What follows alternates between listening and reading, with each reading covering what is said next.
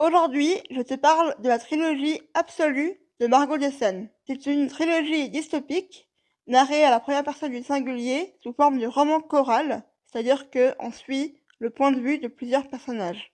L'intrigue se déroule en 2074 et Varsovie a été ravagée et emmurée pour garder la chose à l'origine de la catastrophe dans l'enceinte de la ville. Et chaque année, la nation d'Erit, qui a émergé sur les cendres finalement de la Pologne du futur, envoie 100 jeunes de 20 ans dans la zone, c'est-à-dire Varsovie ravagée, pour tenter de tuer la chose.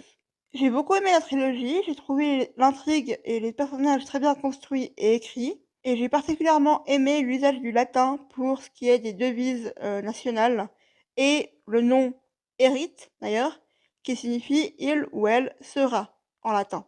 J'ai juste 2 bémols à mentionner. Le premier, c'est que l'exposition, donc le fait d'expliquer l'univers dans le premier tome, est un peu lourde à mon goût, dans le sens où il y avait plusieurs répétitions entre l'épigramme, quelques lignes en début de chapitre séparées du corps du texte, et ce qui était dit dans le reste du chapitre. Mais bon, c'était le tout premier livre de l'autrice, et ça s'est très fortement atténué dans les tomes suivants, donc rien de grave. Rien de grave non plus en ce qui concerne le fait qu'il y a un des personnages qui, à un moment donné dans la trilogie, mentionne le fait que la devise nationale d'Erit, Novum Invenit Pacem, est grammaticalement pas correcte en latin, et j'aurais aimé en tout cas que cette remarque du personnage mène à quelque chose, que ça cache quelque chose, ou voilà. J'ai particulièrement aimé le personnage de Susanna, qui m'a beaucoup touchée et à qui je me suis beaucoup identifiée. Si son handicap n'est pas le même que le mien, il soulève des questions d'intégration à la communauté qui me sont très familières et auxquelles je me suis beaucoup identifiée. Et enfin, une thématique qui émerge au fur et à mesure de la trilogie et que j'ai trouvé très bien explorée et menée, c'est celle d'un État totalitaire et de la propagande qu'il fait.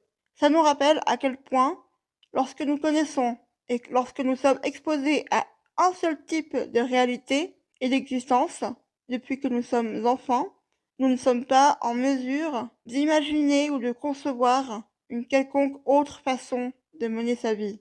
Et donc, ça rappelle aussi, finalement, l'importance de garder des médias indépendants qui permettent de montrer une diversité de modes de vie, d'identité, de réalité. Et donc, il faut garder des médias indépendants, que ce soit vis-à-vis de l'État, du gouvernement, ou du financement unique ou quasi exclusif de certains riches individus.